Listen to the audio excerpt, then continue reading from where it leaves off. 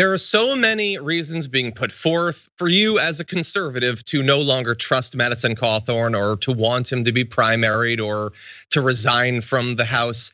And it just bothers me so much that there have been so many good ones along the way that the right is cruising past because they don't actually have a problem with it. So I wanted to remind people of a few things. We've covered these before. The main one I want to focus on though is, do you recall back last year in August of 2021 when Madison Cawthorn, there was a video that was revealed of him talking to a group of people where he is talking about the potential need for another insurrection.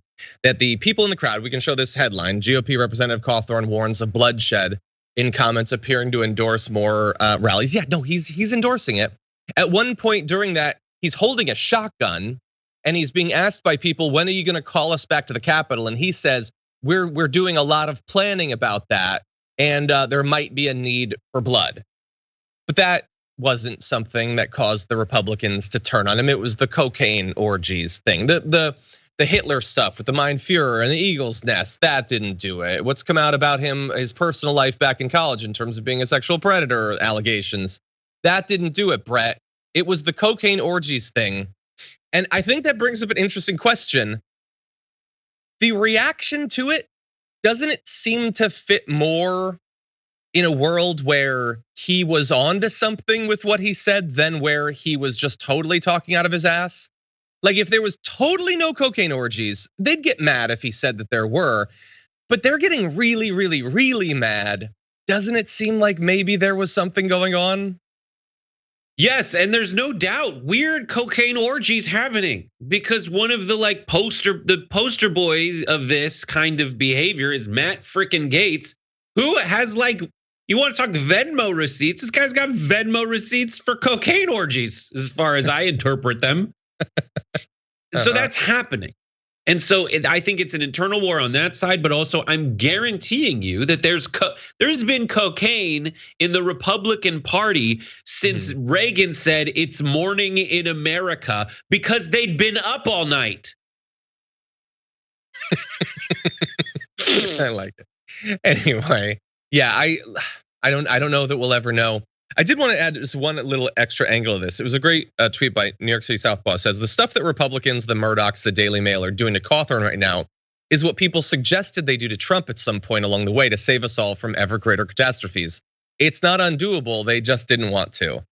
It is a great point. I mean, look, there are a number of Republicans that the more establishment old school Republicans clearly have some level of problem with. Kevin McCarthy does on some level have an issue with Marjorie Greene. She makes his job harder. All else being equal, I'm sure he would love to take Marjorie Greene and Matt Gaetz and Paul Gosar and stuff and yeet them into the center of the sun and replace them with Republicans who are more willing to play ball.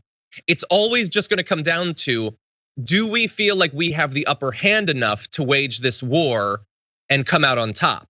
And with Marjorie Greene, they seem to be signaling that they're not sure they'd win. Certainly with Trump. There were a couple of very early on efforts by people like Rand Paul and Chris Christie to take him down. And then once you got past that, there was Ted Cruz for a bit, and even he bent the knee eventually. They all don't seem to think they can actually win that conflict. With Madison Cawthorn, Brett, the calculation seems to be different. Yeah, they're trying to break him. That's it. And you know why? Because they made him. Because Madison Cawthorn he's a paid child actor. He is a crisis actor. You listen to any of the speeches that he's making. He has been basically crafted in a lab and tokenized as a young upstart who fits the mold visually of the Aryans that they love in that party, frankly. And so the only decision that Madison Cawthorn has made in his life of scripted speeches that have been scripted for him, the only decision he's made is that he wants for vacation to go visit Hitler's summer house. Yeah. That's the only decision he's ever made. And so now they realize that they might have a little bit more control to reel him back in because he is a for all intents and purposes, crazy person. Yeah. And the last thing I'll say is maybe for the Republicans, whether this is Kevin McCarthy behind the scenes or if like Mitch McConnell's involved, I don't know. Maybe it is enough for them that they just don't want him as an elected Republican, but they should understand, Brett, if let's say that this works and he resigns in shame or whatever, which I don't think is gonna happen. Let's say it does happen.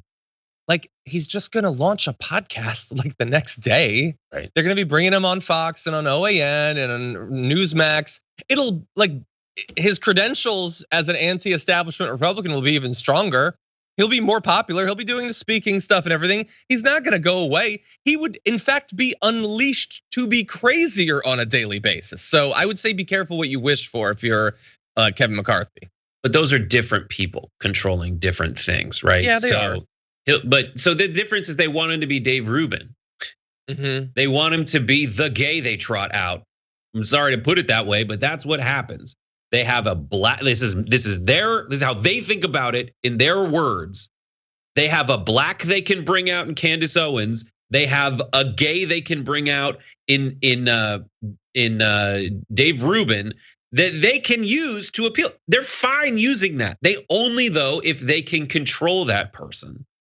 And I'm sorry to be making campaign ads for Madison Cawthorn, but they can't really control him right now. And that's an asset to everybody. It's an asset in his mind, and it's the asset in most of the base's mind, and a liability for the establishment. That's why they're coming after him. But the same establishment will trot out Dave Rubin because he'll say whatever you want him to say when the lights turn on.